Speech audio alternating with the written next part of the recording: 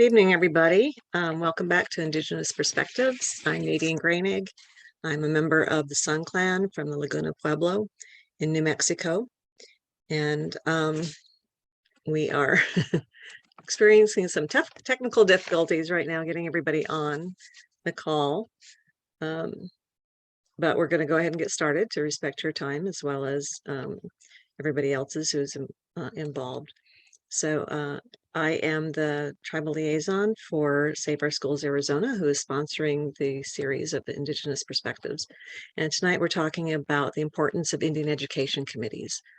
And I'll give you a little bit of background about that in a moment, but I wanted to go ahead and introduce our panelists. Or maybe I should do the background first because we're having a hard time getting all of our panelists connected. So I will go ahead and do that. So some of the background is about the federal funding that is allocated to Indigenous or for the use of and for Indigenous students who are eligible for the federal funding programs that are funded under federal funding. Excuse me, I'm trying to make this clear and I'm doing the opposite. Okay, so it was formerly known as Title VII. It's now Title VI of the Every Student Succeeds Act, or ESSA, which you may have heard of, and the Johnson O'Malley Act, which is part of the Indian Self-Determination and Education Assistance Act of 1975. So those are federal funding sources that are allocated to eligible school districts and tribes for the purpose of providing supplemental services to qualified Native American students. And the laws that govern these funds require Indian education committees be developed. These committees are also known as IECs, and or parent committees, and the committees themselves give themselves different names, but in the law they're known as Indian education committees. And they have the authority to make decisions regarding how these funds will be used within school districts to provide services to those students in need. So that's a little bit about the background here. So there are other federal funding sources that are designed to help all students who are at risk of failing academically. But tonight we're talking specifically about Title VI and Johnson O'Malley. So we have all of our panelists, it looks like, with us now. So I'm going to go ahead and introduce them. So first we have Kimberly Denkau Begaye, and if you've been watching Indigenous Perspectives for a while now, you've seen Kimberly a few times. And she actually is coming to my rescue tonight because I was trying to get an Indian Education Committee member from Amphitheater Unified, but due to, unfortunately, the illness that's still around and those that we had before COVID, they were not able to participate. So Kimberly graciously offered to sit on the panel. She has been an Indian Education Committee member, and she can see the benefit of having Indian Education Committees now on the administrative side of things. So welcome, Kimberly. Kimberly is of the Kiowa, Caddo, and Pawnee Nations, born and raised in Southwest Oklahoma. She received a bachelor's degree in political science with a minor in pre-law from Fort Lewis College in Durango, Colorado. She also studied at the University of Arizona in the American Indian Studies graduate program. Kimberly has worked for the Bureau of Indian Affairs, the Kiowa Tribe of Oklahoma, and the United Kituwa Band of Cherokee Indians. She currently works at the district as the district coordinator advisor of the Native American Education Program for Amphitheater Unified Schools in Tucson. Kimberly also serves on the Arizona Office of Indian Education's Indian Education Advisory Council and is the president of the Arizona Indian Education Association. She is active in her local Native organizations, including the Native Education Alliance of Tucson and many more. So that's Kimberly. So now I would also like to welcome Tracy Sikiyampura. I hope I said that right. She is of the Sac and Fox Nation, the Thunder Clan. She's Dene, the Kenyani clan. Is that close? Close enough for a non-Navajo clan. She's Shawnee absentee and a member of the Hopi tribe, the Sun Clan, which, as I mentioned earlier, I am Sun Clan also. So we're related by clan, which is nice. She's from the village of do you say Haute Villa or Haute Villa? Haute Villa, okay. Located on Third Mesa, Arizona. So I don't know if you're hearing those dings, but we keep losing our third panelist. Hopefully she's back. Let's see, where was I? She served as president of the Indigenous Parent Committee in the Chandler Unified School District from 2018 to 2020.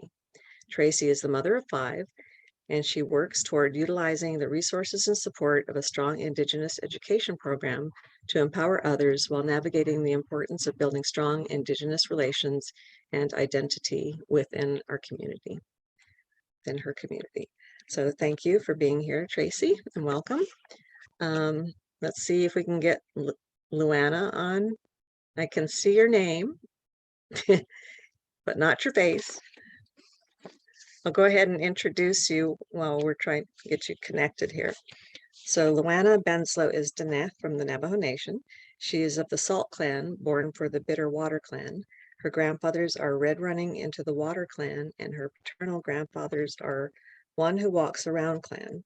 Luanna is currently the president of the Winslow Unified School District Parent Indian Education Committee and a mother of 3. So welcome. Welcome everybody.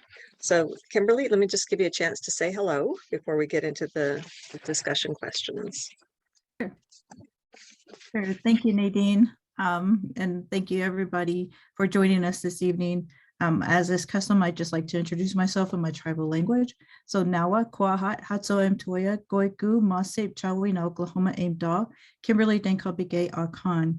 Again, my name is Kimberly Denkau Begaye. I am an enrolled member of the Kiowa tribe of Oklahoma. I am also of the Caddo and Pawnee nations from Oklahoma as well. As Nadine mentioned, I sit on I am the coordinator for the district at Amphitheater Public Schools for the Native American Education Program, and I've been there for just over 10 years.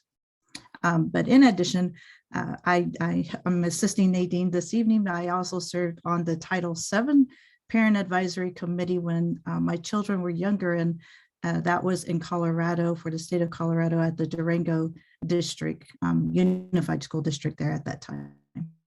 Great, thank you. I'm very appreciative of you giving your time tonight because you're one of those VIPs now, right? I think she's a very important person. Anyway, so Tracy, would you like to say hello and maybe tell a little bit more about yourself? Yeah, definitely. Hi, I just want to say thank you for having me. I really appreciate the opportunity, and according to custom, we introduce ourselves by where we're from, and thank you for doing that for me. I'm Hopi.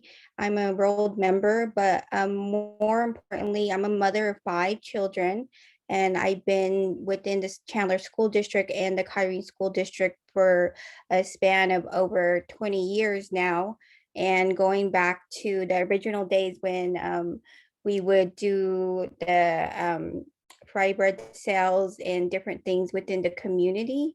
You know, it's been a really good experience, and I just want to be able to build upon that and speak on that today and share the experience of what that means to me, and but also what I've been able to build within the community in terms of relationships, in terms of building community through that partnership that I have with the school and the students. That's great, and I really appreciate your being here. Recently, Tracy and I attended a showing of a documentary called, what was it called? Say Her Name. Say Her Name. No, it was the other one. It was the daughters. My daughter. It is, let me look it up. I'm glad I'm not the only one who isn't retrieving that quickly. But anyways, at the Heard Museum, so they did a showing of a documentary. Someone's Daughter? Is that what it was? Someone's Daughter by Rain. Someone's Daughter, yes, by the director Rain. And she happened to be sitting in the row just ahead of me, and we were all wearing masks, and she turned around and she said, "I recognize your eyes." Which I thought was great. So anyway, we started talking because she had attended one of the conferences that I had run in the past. So thank you again for being here. Luanna, are you with us? Yeah, I'm here. Hi. My service isn't that good, so I apologize for not getting on with the video. Yeah, thank you for the invitation, and I'm glad to be here. Um, I am serving here in the Northern Arizona uh, for the Winslow Unified School District Indian Education Committee, Parent Committee. Um, yeah, there's not much. I actually work for the Winslow Indian Healthcare Center as a school coordinator. So we're pretty busy, at work, and Imagine. yeah, with the numbers going up and everything. But I am very appreciative for being here, and I'm learning a lot just by listening to you ladies. There's a lot of um, uh, there's a lot to learn. um, True. so it's really good to be on this panel with you ladies. Thank you. Thank you. And so, of course, that's what we're here to do. We're trying with this series, which I'm very grateful that Save Our Schools Arizona is sponsoring this series, because we do cover a lot of different topics, and we do get different perspectives on the topics. And hopefully that we are educating people who are listening in. And for our audience from 2 weeks ago, I do have the link now to the recording. So if you weren't able to, if you're here tonight and you weren't able to be there then, I will be sending that link out. Or you can go on to the Save Our Schools Arizona Network site and find that as well. So tonight I'm going to go ahead and start with the questions. I did do an introduction, Luanna, which you missed, a little bit of the background about the federal funding sources that Indian Education Committee members have oversight of. So, but I know you know about that. So I just wanted to ask each of you why you thought it was important to serve on an Indian Education Committee, because of course it's not required, and Indian Education Committee members are not part of the staff of the school district. So you're really truly community members. And I know I'm going to start with Tracy, because you really emphasized your work in building your community. So why was it important for you to become an IEC member? Well, for me, the journey started with my daughter, who was helping me earlier, thankfully. And she was currently at that time, I think she was a freshman. And a lot of it had to do with her identity as a student and also an Indigenous student. And what that brought us to was the moment that she told me that, it was easier for her to identify herself as somebody that was Asian if she was ever asked if she was. She just said yes. And it meant that, okay, when she told me that, I said, you get that moment in your life where you think you're doing okay as a parent, but then I realized, like, hey, I need to do more, because I need to have a daughter that can identify herself and give that power and that strength that comes with that identity. But also, there's other children that are within our community and within our school system that are dealing with the exact same thing. And in order for me to build on her foundation that she needs to have in order to be that whole student, I needed to be better. And we went to the Indian education meeting, and that evening I had spoke to her about how important it was to be able to make those experiences where we are building building the identity, but also building our relationship within our community and knowing where we come from and what that means and how to carry ourselves within that, having the confidence to talk about that as well with people that are non-native, and also entering spaces that are not holding a space for Native people, but being aware that you're the one that's going to have that opening. So when that meeting came, they said, do you want to, is there anybody here that wanted to run for president? And she said, Mom, I think you should. And after having that talk with my daughter, I said, I can't back down now. I got to, basically back up my words. And so I did, and I thought, okay, I'm going to go ahead and just take a leap of faith, because I want my daughter to see me as a person that if I talk to her that way, I want to be able to put that into action. My words mean a lot, and I want her to know that it has value in it. So I said, okay, I'll go. And from that time on, it was definitely a journey that I enjoy, and I look and reflect upon, and I know that it made a big difference to my daughter and the journey that we have as mother and daughter, but also for my other children, because I have 5 children.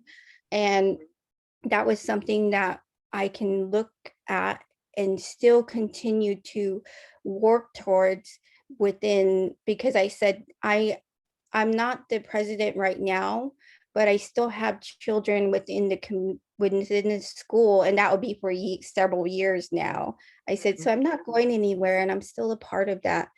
And I realize how important and how vital that is as a parent, but not only for myself and my children, but for the community that we have, and building other relationships with the students and their families in order to have a successful academic journey that we can be proud to be a part of. And knowing that, we don't raise our children by ourselves. Right. We never have as Indigenous people. We are most likely to be intergenerational, living with grandparents, aunties, uncles, and add on top of that, it's a manifold. We have our community members, we have our clan members, and all of those things make us unique to have our experience as Indigenous people. It gives us True. the strength and the power. So just that's my answer. Thank you. Well, clearly you're a very involved parent, but you mentioned something about, well, it was very powerful what you said about that sense of identity, and your daughter just going along with someone thinking she's Asian. I mean, a lot Right. of a lot of the work I do, I also work, I have my own business called Sun Clan Consulting. And one of the things that we try to work on with Indigenous youth is that sense of having a strong sense of identity and self-worth. And, for people who don't know our history, they don't understand why there's a disconnect there. Right. So it's very important to point that out. Thank you. Luanna, why did you think it was important to become a Indian Education Committee member? Well, for me, it was important because I wanted to be involved in some way, interacting with other Native American parents, and just having that sense of belonging, the sense of community, and just learning more about what we can do together, and also learning about what it is, what it means to be on this committee, getting together, learning about it, and also possibly making changes. What are we lacking? Where are we? What are things that maybe we could try to do that hasn't been done before, or maybe was there already and kind of ended. So just learning, it was not quite new to me. Once I came on the committee recently, I wasn't involved for a few years. I was working at the school district for about 9 years, and was involved in that way as well. Mm-hmm.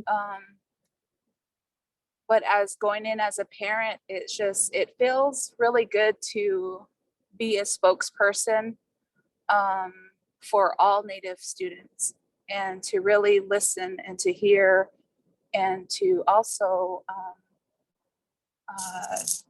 pay attention to what's going on, and do our students, because we live we live at a border town. So listening to the students of what is it that they need, do they feel connected to the schools? Do they feel connected to the community? And as parents, what can we do about that? And do other parents feel the same way? I think the group that we have right now, we have a lot of similarities. We also have a lot of ideas that are similar. So I'm really excited about the group that we have currently. So That's great. yeah, that's why I wanted to be a part of this. Yeah, I can see how it would be very empowering. And that's a message that I'd like to get across to other parents who haven't been involved on Indian education committees. And I can also see how it could be very intimidating.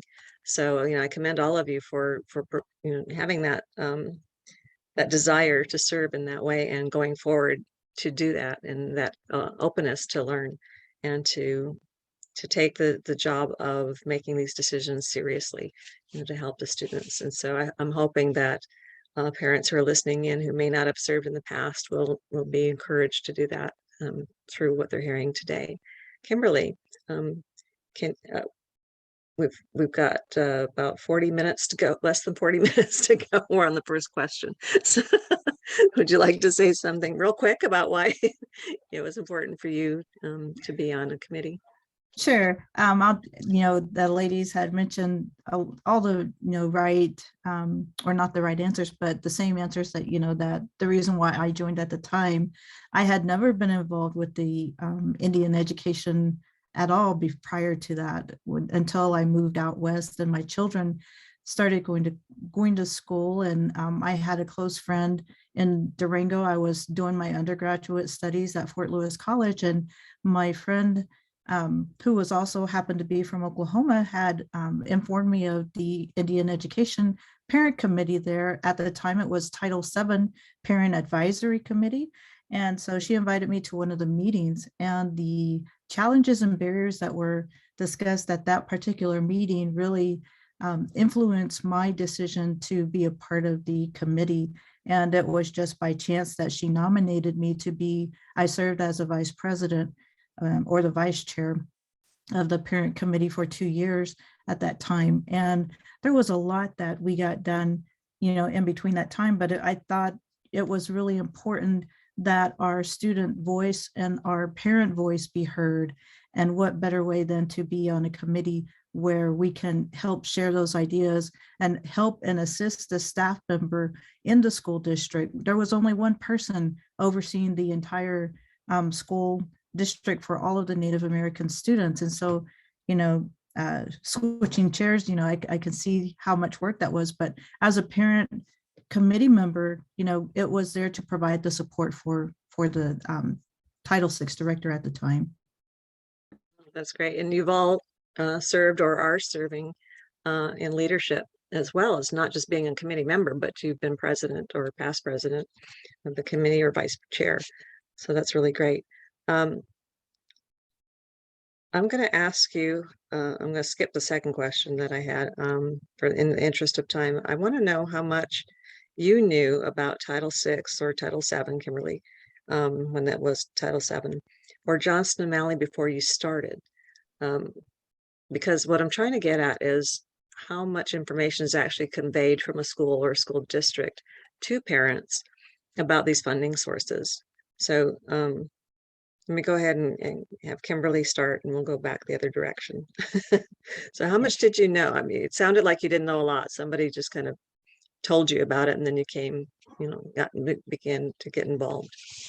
Right. And that's how I got involved. Even when my children were a lot younger, I became involved when my son was in 2nd grade and my daughter was in 5th or 6th grade.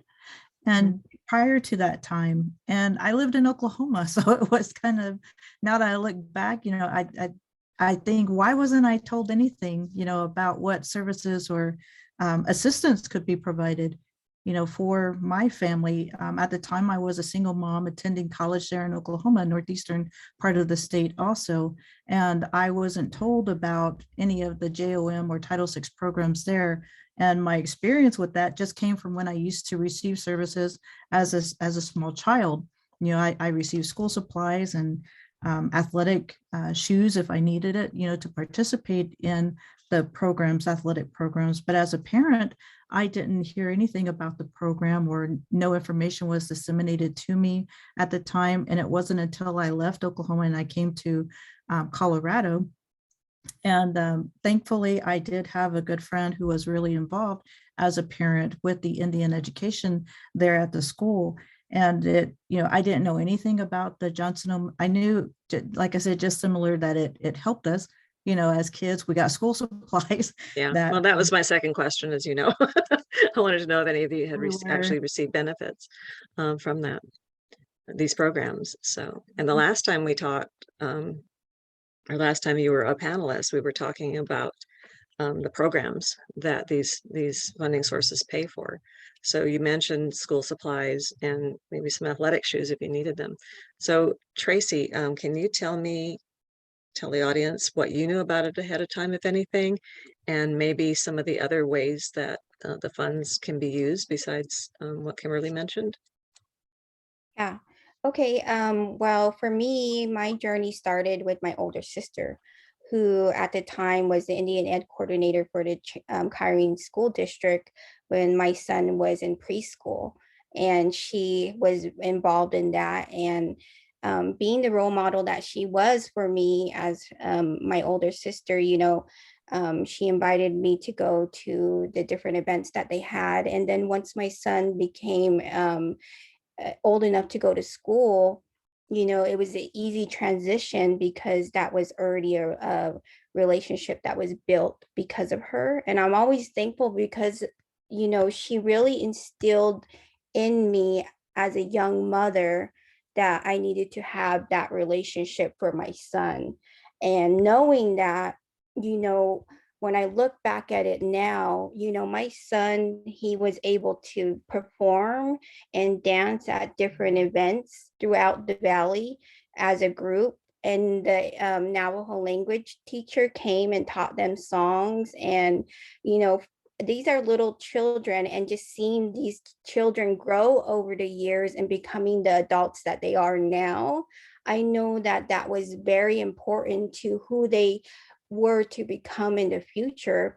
And that's what this program does, is just giving us that whole being able to create a balance, but also a harmony for the student, that they're able to succeed in their academics. But even if they don't go into college, there's always, I think for us as Indigenous people, being successful is different for us. For me, being successful means that you're a community member, but also, you're a part of your family, and you do things that are good for not just yourself, but for others, and whatever you endeavor to do, that means that you're committed to doing that, knowing that it has a full circle effect. And I think that was something that I'm always grateful for, because that's what I was given. That was what my son was given. And that's what these kids continue to experience by me being an active parent. But that meant that I had to take the time to go to those meetings. It meant that I had to be persistent in my journey of wanting that for my children, but also being able to share that experience with others who didn't know that. And I think in terms of like just opening up that door for people and letting them know, like, hey, you know what, this is an amazing program, and I really want you to be a part of it, because you can get, laptops, you can get calculators, you can get notebooks, but more than that, they help you pay for programs that your child needs in the long run. There's school programs they can pay for little kids, for funding if you want them to go during spring break or summer break. There's all these different things that we can utilize in order for us to become the best person that we need to be as a community. Because I truly believe, like, if you're gonna build the kids up, it has to start with the parents, but also we have to be able to be the role models that our children need. And I think one of the things that I was very interested in seeing the transition during the pandemic was seeing that the funding was going to be opened up to more possibilities. And that was something that I was really excited for, because there are some things that our children do need, like books, or especially if they're assigned books within their classes. I thought that was something that the funding could be utilized for, because sometimes there's very strict guidelines that the funding has to be used for. But I think with the pandemic, it opened up that opportunity to add more different things that might not have been funded in the past, because they're able to utilize that money better. Yeah, actually, Johnston O'Malley and Title VI are very flexible compared to other kinds of funding sources, federal funding sources that are more prescriptive. Mhm. I worked for the Arizona Department of Education for almost 18 years, and I was a Title I specialist. That's the biggest supplemental educational funding source there is out there. And it can be used for a lot of things, but it is more prescriptive. I also read Johnston O'Malley applications, and so that's why I know this.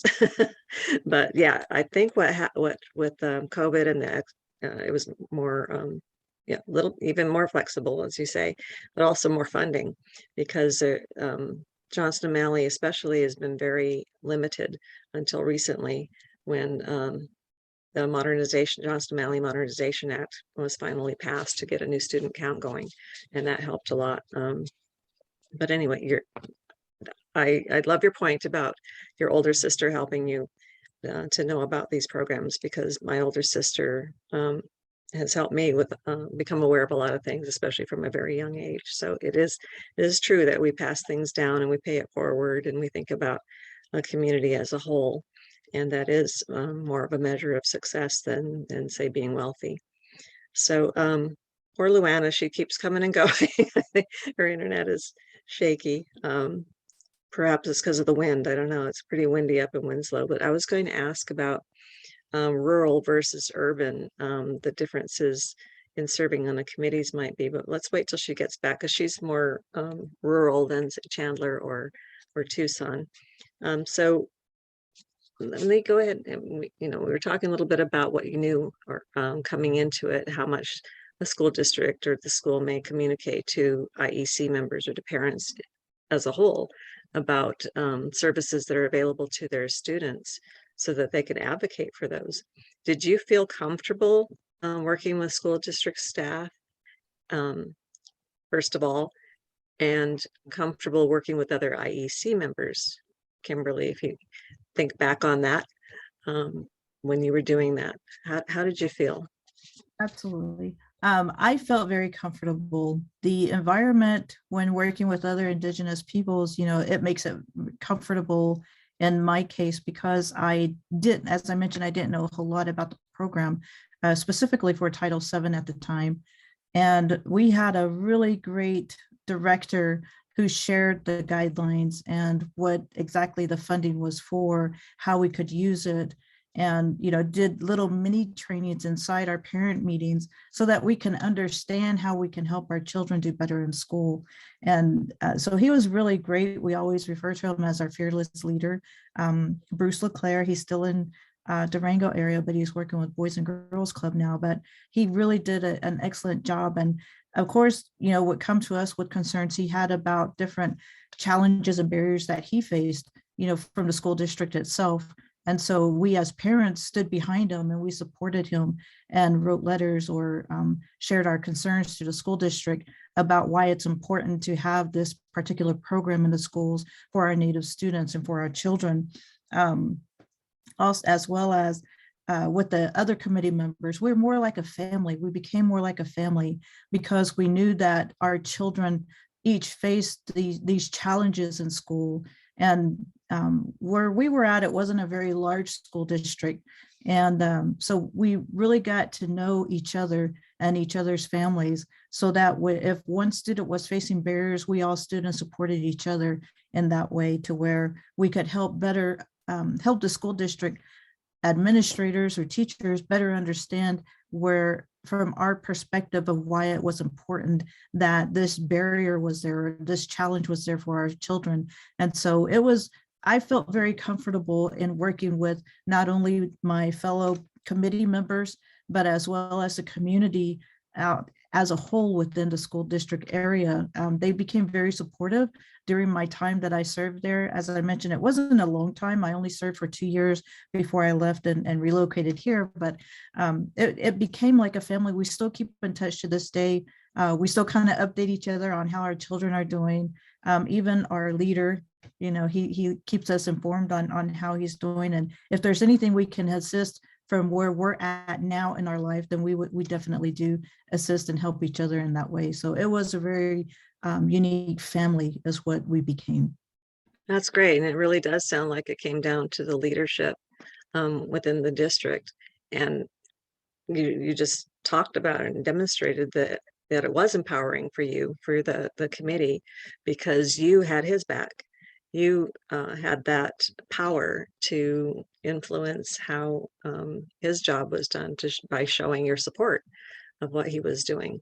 So that I love that, because that's one of my goals for parents, is to be able to feel that power and have that knowledge and that ability to make things happen.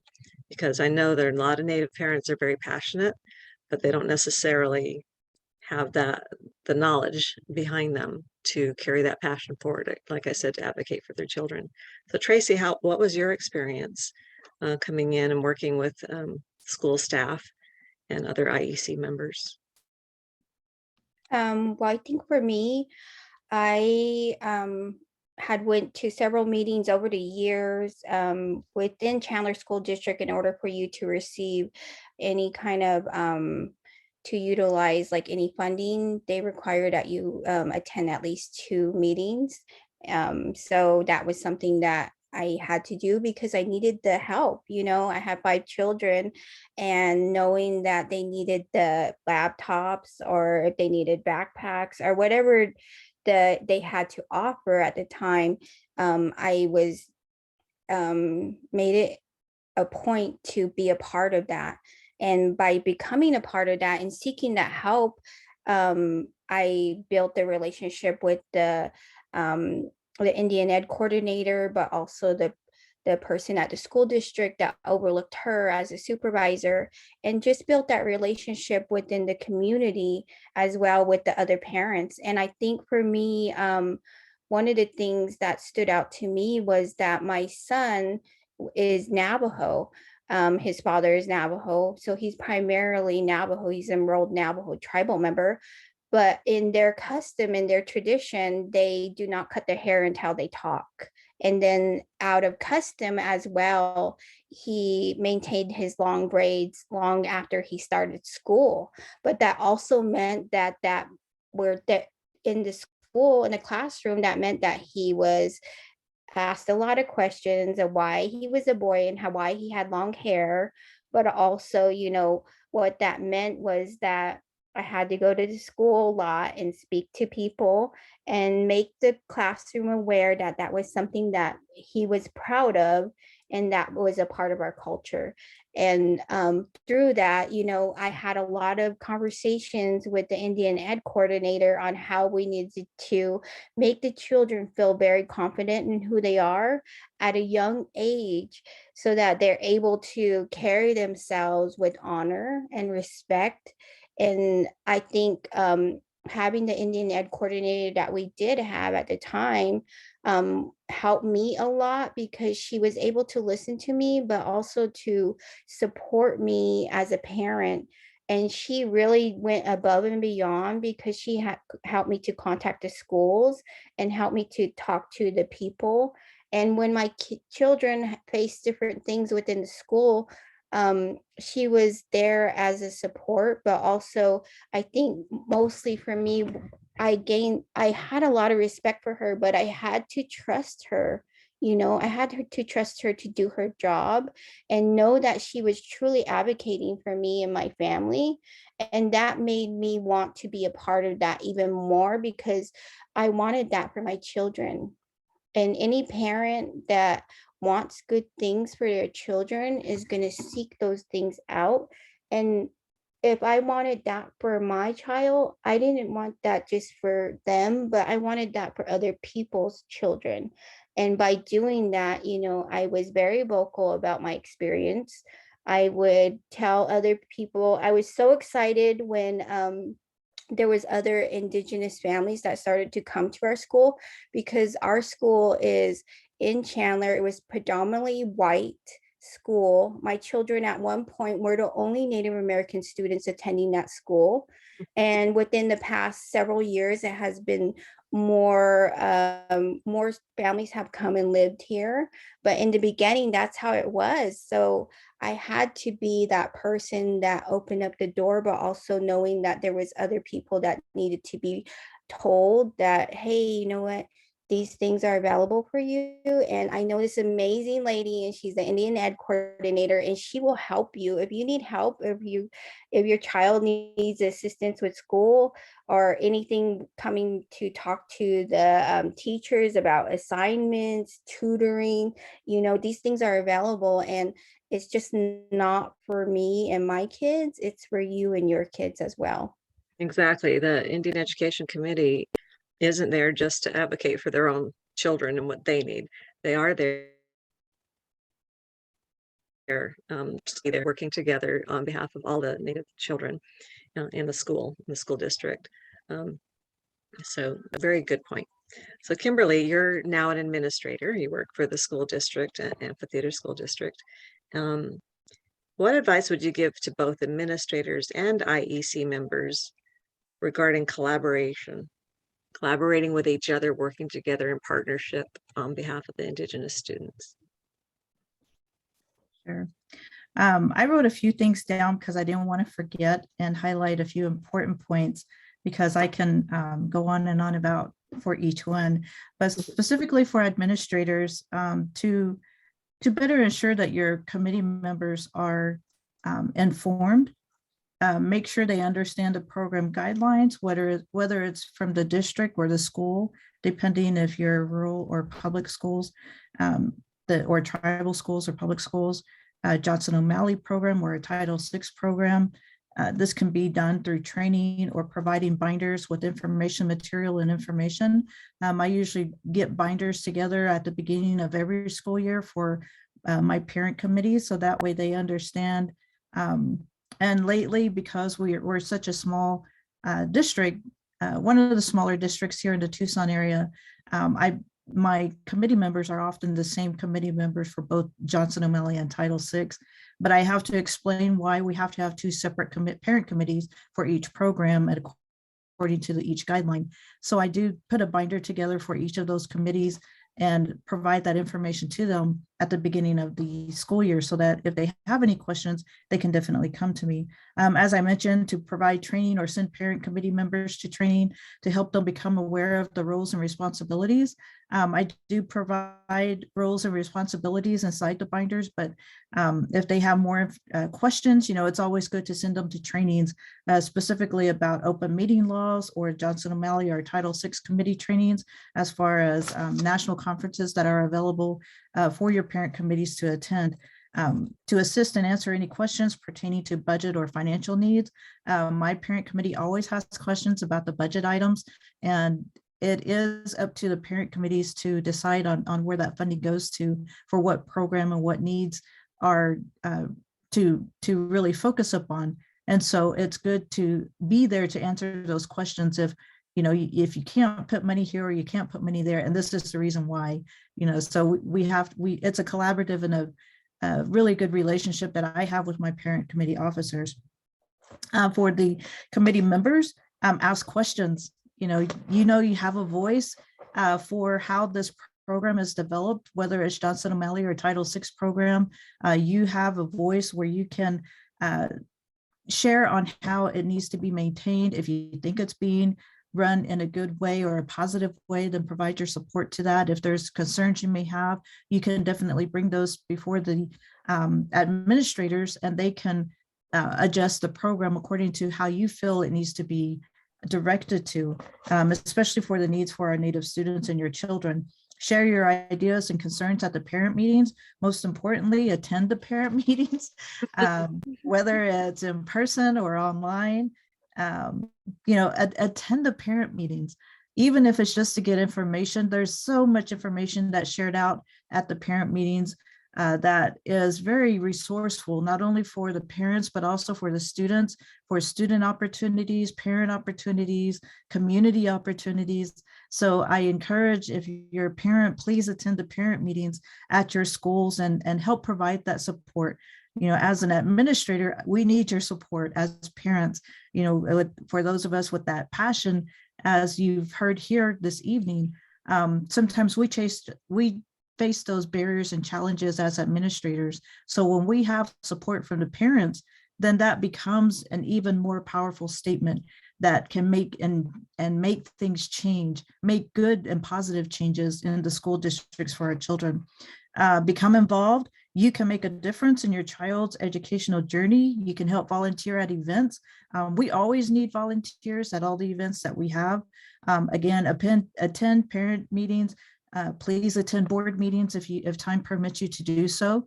That just shows the support that you have for the program, your Native American education programs. And don't be afraid. School board meetings, right? Just to clarify. Yes, school board meetings, if you have time to attend those. I know those can be pretty lengthy at times.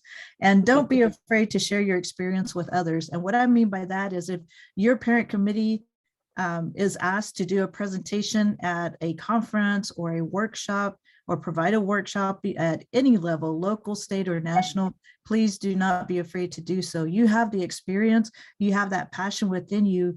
That's why you're a committee member. So don't be afraid to share those experiences out, because your experience can help other parent committee members become more efficient and help them and guide them also in what they have to do as well. So those are just a few things that I had. That's very thorough. Thank you.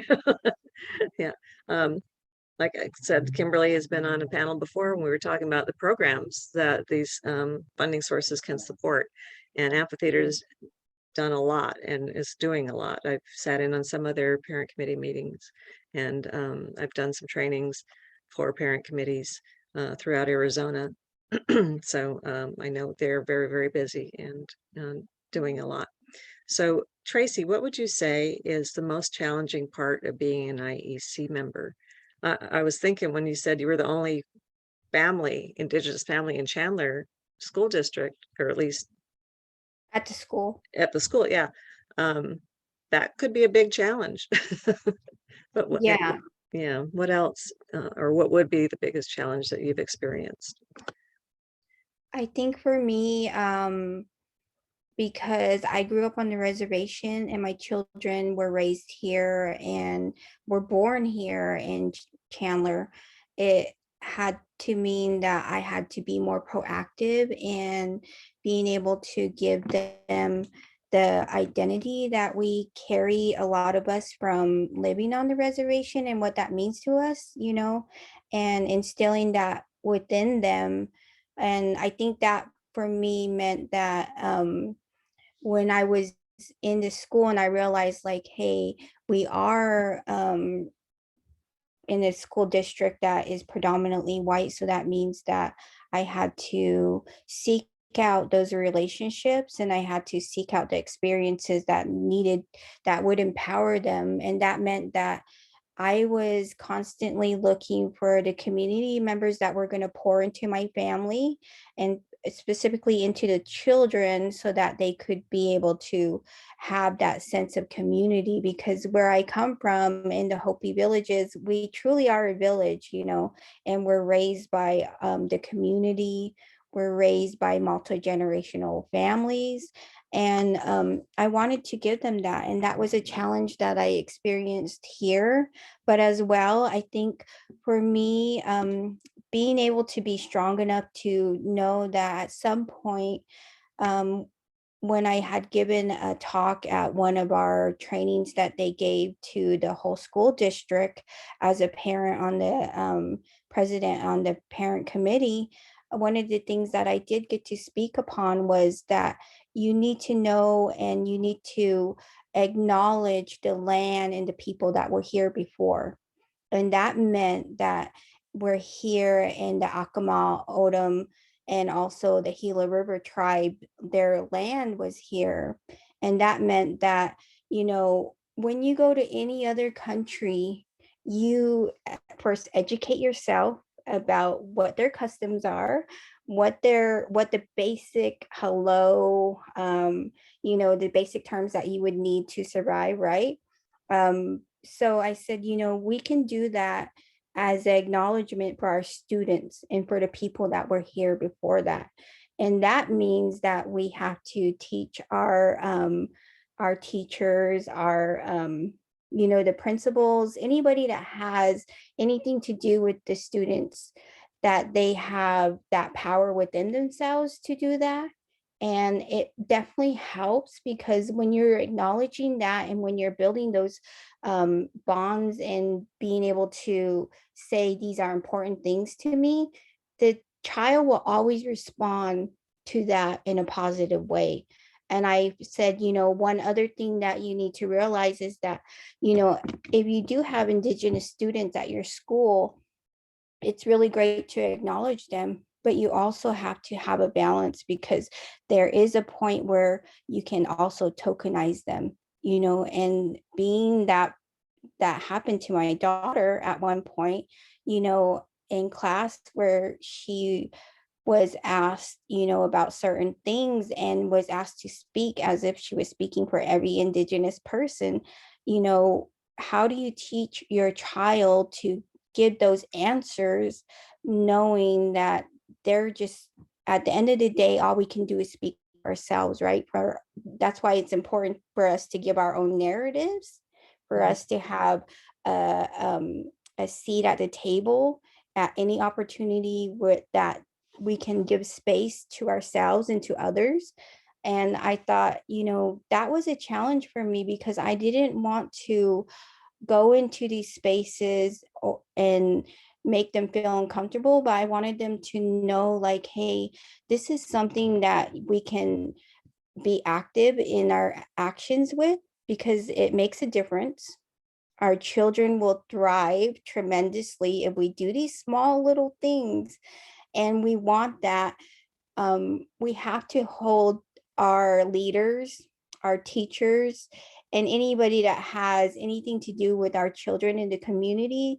There's some point of accountability, right? Because we want to be able to say, like, hey, if something is not right, then we speak on that. But also we have to be able to have compromises where we're willing to sometimes be the teacher to lead them in a better direction, and to acknowledge that we don't all see things the same way. So it's important to listen to different perspectives, and to actually sit at the table together and have those conversations that are very important and vital to who we are, but also who we're speaking for sometimes. And I thought, that was a challenge for me at some point, because for a long time, I didn't say things that needed to be said.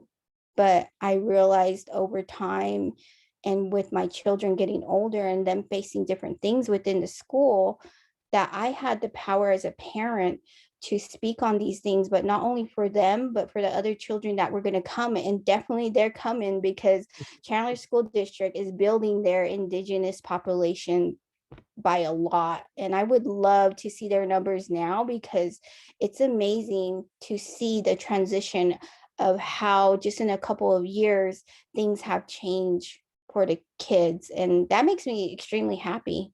Yeah, to know that you were a part of building that.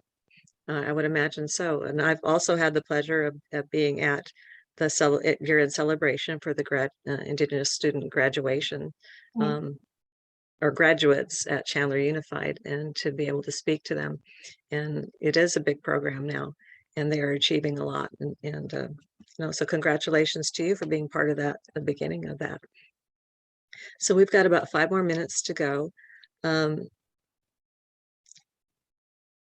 I'm just thinking about which question do I want to end on. So I know, Kimberly, I didn't let you answer that question. So if you want to, tell me what the most challenging part of being an IEC member is, and would you encourage, well, you already have, both of you encouraged others to become members. What would you say is the most significant achievement that has been made by your IEC over the years? So one achievement that really stands out when I served on the committee was as I mentioned, I served in Durango, Colorado on the Title VI committee. And we really worked together. And as I stated, we became like family where we provided support. The community really came out and supported us. But we actually held a cultural dinner and show, or cultural show and dinner. I forget how we had it, but We had both a invited, show and dinner. yeah. You ate and saw things. But it was a fundraiser, and it ended up being a really big fundraiser where we raised quite a bit of funds for the students, and the committee or the community really came out. The parent committee, we each delegated tasks that we needed to do in order to prepare, and each of the members really put forth the effort. It's a lot of work to be a committee member because it's a lot of volunteer time, a lot of taking up your time, but you have to have that passion in order to be successful in that capacity as a committee member itself. And you have a lot of parents and even students that look up to you, and you're kind of the model that they look at, and what you're going to say or what you're going to do that's going to help them succeed. So our committee really pulled together, and we held our cultural and dinner show at one of the middle schools there. The middle school was really supportive and providing the space. We had a Indian taco dinner that was held there, and the community just really came out and supported, meaning that we had a silent auction as well. So a lot of the local artists, for those who don't know, Durango's really is a tourist town, but there's a lot of artists that are there as well. But they really came out and provided support and donating items for our silent auction. And the community, the parents, the students even came out. The local tribes will work with the local tribes. I think that's a good point that Tracy mentioned about learning about your local area. So the tribes in our area was the Ute Mountain Ute and the Southern Ute tribes. We reached out to those programs to provide information. We had a showcase of different dance styles. Our leader, Bruce Leclerc, was really big on powwows. And so he provided dance performances. He had dancers that came and showed the different powwow dances they had. Local community members came out. Even Fort Lewis College students came and provided exhibitions of, I think we had a young lady from Alaska who did an Alaskan dance.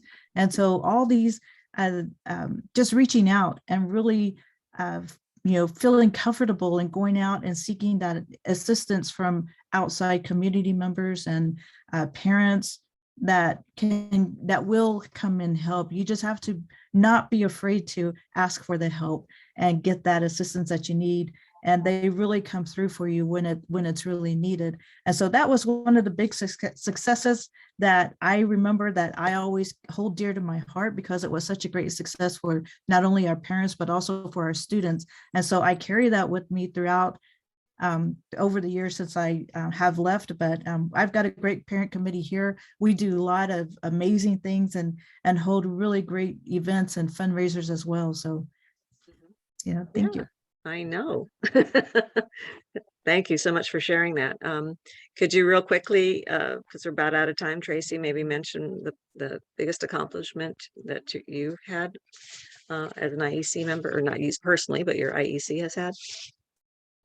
I think for me, just seeing the program grow and knowing that, it took a lot of perseverance, but also it took people going out into the community and building those relationships and really letting those people know that, hey, when you see me at the grocery store, when you see me out in the community, I want you to say hi to me, because from now on we know each other, and I want to continue that. I want us to have that relationship with our kids so that they can play with each other.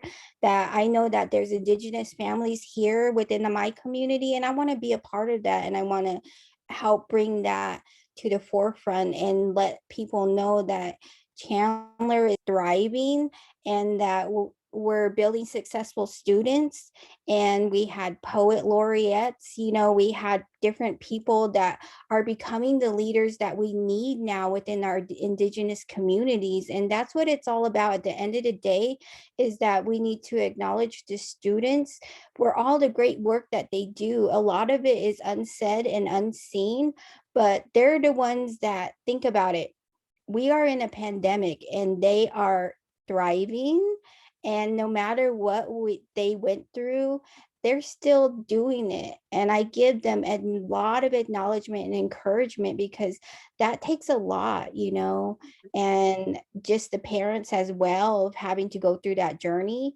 that in itself is an accomplishment. And that's something that we can all say that we are experiencing, and we're taking it day by day. And sometimes just getting through that day is enough for anybody to have that success, because Yes. when we acknowledge our success as parents, no matter how small that success is, we're able to be happy in our lives. And by us being happy parents, we're able to have happy families, thriving families, and it reflects upon the community, because we're wanting to create that, there's a manifold here, you know, and that manifold grows even stronger when we are being intentional with our time. We're being intentional with who we are to our children, but also who we are as community members, and how we pour ourselves into other children and other people each and every day. So I think that's the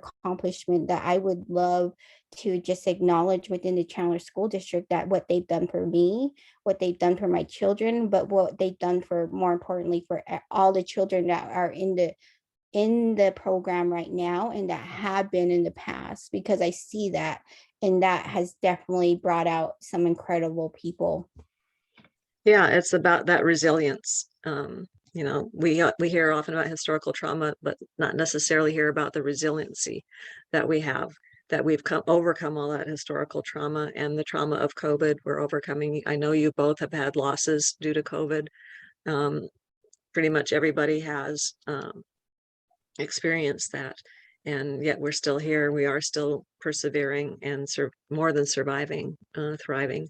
But there are still those who are struggling, and so I'm so glad to know that you're empowering those people in your communities, and that's what I strive to do as well. So thank you so much for your time, ladies. Sorry we lost Luanna. I know she had a lot to contribute as well. An hour is a very short time to cover these topics, but we don't want to take up you know, we know that people are busy, so I'm sure we can bring up these topics at later dates, and the different issues that we deal with will be addressed. In 2 weeks, we're going to have on February 8th, our Indigenous Perspectives topic is Injustice for Leonard Peltier. And a lot of people outside of the Native community and even within may not know who Leonard Peltier is, but he was wrongly accused or put in prison without actual evidence that he was guilty of certain crimes. And he's in his 70s now. He spent a lot of time in prison, and there have been efforts to try to get him out. And I wanted to do this topic because I think it's strongly connected to the topic we had the last time, was indigenizing social studies curriculum. And our social studies do not cover things like this, social injustice for Indigenous people. So please join us on February 8th, same time, 5 to 6 o'clock in the evening, for that discussion. I think it'll be very compelling and you will learn a lot. So again, thank you everybody for your participation, and have a wonderful evening. Thank you. Aho. Awa e. Esqually.